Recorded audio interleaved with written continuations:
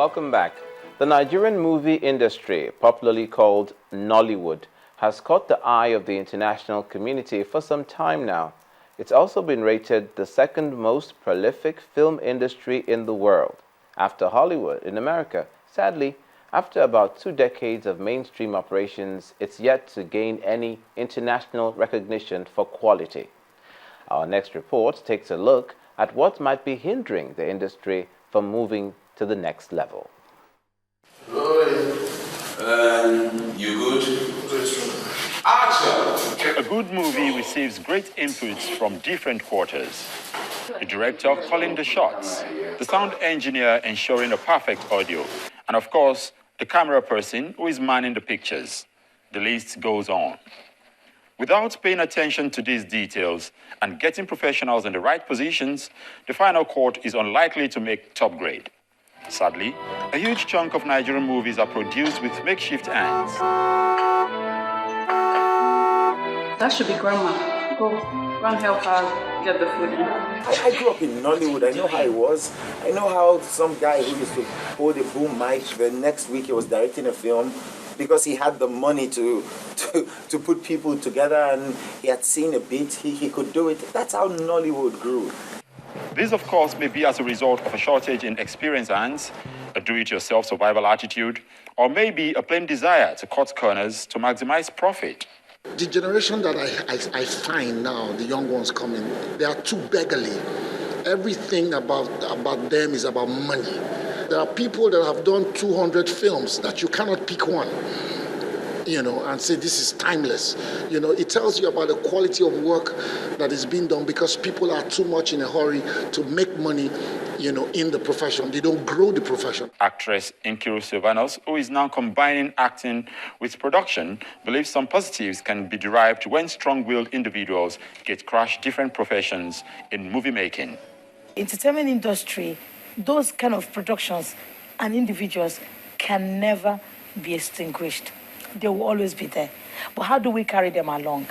We carry them along by encouraging them. You have people who want to make money by the side, quickly and as fast as they can. Then they end up spoiling the job of those who are taking their time to go through the process.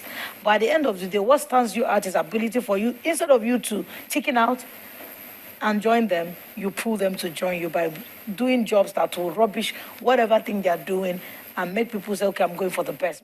Many critics have said that the rapid growth of Nollywood as an industry is gradually retrogressing. Save for just a handful here and there, many locally applauded Nollywood films have failed to impress at international film festivals.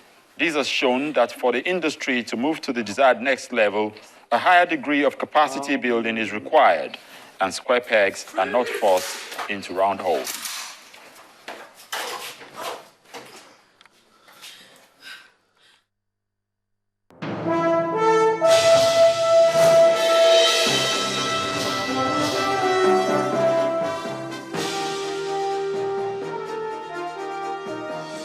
Attention to business news now. The Debt Management Office, DMO, and the House Committee on Aid, Loans and Debt Management have identified tax evasion as the major factor mitigating against an increase in the nation's gross domestic product. This was the conclusion given at the retreat on the implications of rebasing the GDP for public debt management in Osun State.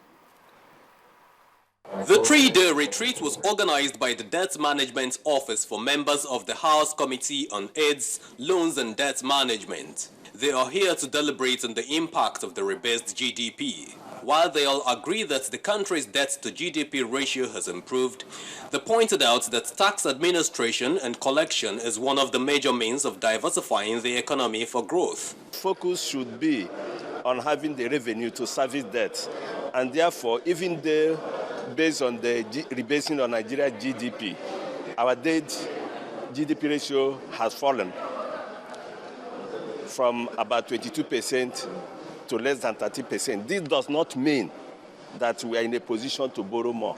At the moment, we're having to cope with both people who are avoiding taxes by professional arrangements and people who are evading taxes by illegal arrangements. As resolved, the participants at the retreat advised that both governments and individuals have a role to play in boosting the nation's GDP. We all must stand up to our responsibility as Nigerians. We must see Nigeria as belonging to all of us and value it much more than what we are owing ourselves. Until we have that commitment to our country, until we show that love to our country, we cannot to remain where we are. The tax revenue GDP ratio is low. And it is from revenue that government is able to service its debts if it borrows. Therefore, until our tax revenue to GDP ratio improves significantly, government will continue to be conservative in borrowing. If, as good citizens of Nigeria, if we can do our basic or perform our basic civic duty obligation, which is to pay our taxes, then I believe a lot of people will be interested in what the government is doing with their money, and then the government would have no choice but to become more transparent and more accountable. Growing the nation's revenue profile requires the collective responsibility of all. And with this message, these representatives and operators hope that Nigerians will heed their call. Peugeot Automobile Nigeria Limited is consolidating its leadership in the nation's car manufacturing sector with the launch of the Peugeot 301 in commercial quantity in Nigeria. The managing director of the company, Mr. Ibrahim Boyi, said the company is in full support of the government's automotive industrial development program and has designated about 24,000 square meters within its premises in Kaduna State for the local components park. Representatives of the federal government and the management of the Peugeot Automobile Nigeria inspecting the Peugeot Component Auto Cluster Park. The ability of Peugeot Nigeria to commence production within the shortest period after the approval of the National Automotive Development Plan confirms the company's leadership role in the Nigerian automotive industry. The plan encompasses the following elements which will ensure competitiveness and increase industrial productivity. It includes issues about industrial infrastructure. We, the industrialists, have wholeheartedly agreed that the policies are meant to explore growth opportunities, increase our GDP, and create employment for our citizens. We therefore call on the federal government to jealously monitor the implementation of the policy and avoid policy flip-flop, as this is capable of dampening our morale and confidence. Anytime you buy a foreign car, you are paying salaries of somebody outside this country. Who will tell our governors to stop buying these vehicles with public funds? Who will tell the ministers to stop doing this with public funds? That is the challenge before us, not the policy making. To match words with action, the company unveiled the first set of locally produced cars in the form of the Peugeot 301. The Peugeot 301 was made from over 120 years of automotive experience in the traditional Peugeot style of safety, comfort, and strength. As with any Peugeot cars, produced or sold locally, these models have been adopted and built for the Nigerian environment in terms of road conditions, climate, and fuel conditions. Over the next 6 to 12 months, the company has promised to roll out the Peugeot 508 and 408 models, while hoping the federal government will ensure the implementation and compliance of the automotive policy. The stock market this week rallied its positive posture from the previous week into the concluded band of 5 trading sessions, notably hitting the 43,000 psychological line. Having yielded 2% in index, the market capitalization shifted upward to close at 14.20 trillion naira. Although the market breadth looked negative, with 43 stocks maintaining price appreciation, 49 others ended in decline. Custodian and Allied Insurance led with gains of 11.49%, while Transcorp and 7up gained 50 kobo and 9 naira 53 kobo respectively.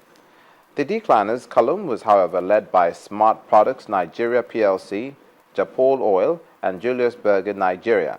Sectorally, the insurance index moved up the most by 1.94%, while the industrial sector closed by 1.92%, leading the NSE 30, which comes next. During the week under review, a turnover of 2.27 billion shares worth 28.62 billion naira were traded. The market also had a total of 26,730 deals.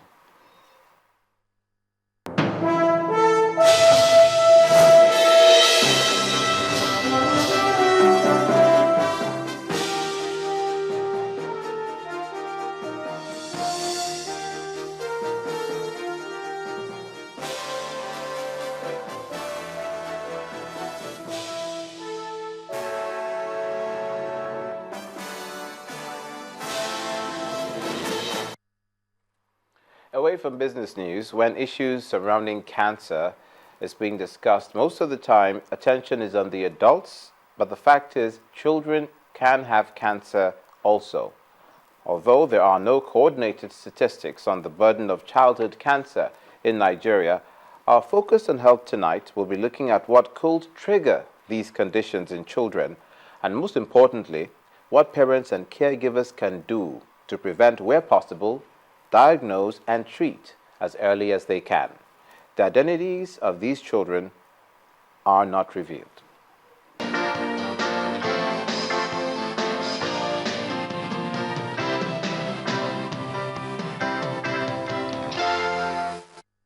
Mrs. Chinwe Onyekwere and her 13-year-old daughter, Oluchi. Their journey in the past 3 years since Oluchi was diagnosed with ovarian cancer has been traumatizing. As she removes her cap to reveal the toll the treatment is taking on her, Oluchi and her mother tell their story. One day when I finished eating, so I was about to leave the house, and I felt that I was just weak. I could not stand up. I fell on the ground. My stomach was really paining me that day that I could not even walk. My mother noticed that my stomach was paining me, so she went to the chemist to go and buy some drugs. When she bought it, it relieved me small.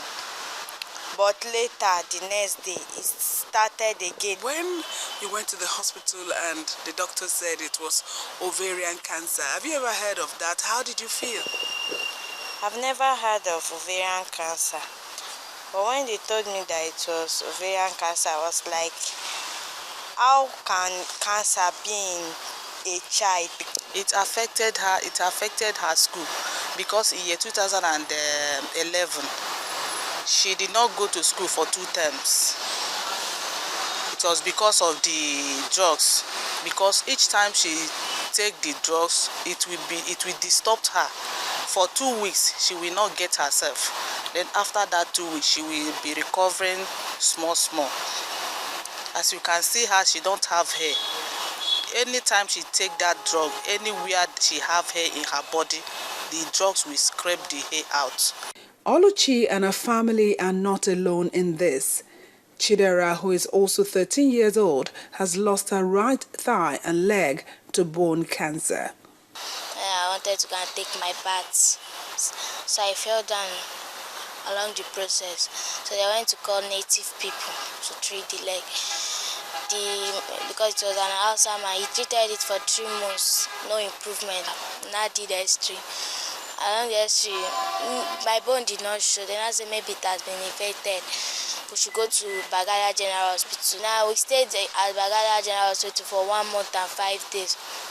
We are all running tests. So then I found that it was cancer of the bone. Then I referred us to Ibobi. We still did the same test before they started giving me chemotherapy. They already said that for sure that they will cut the leg.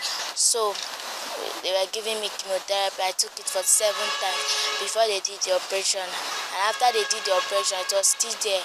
And I took the chemotherapy 3 more times before I was discharged home. And they said I should come back 3 months time.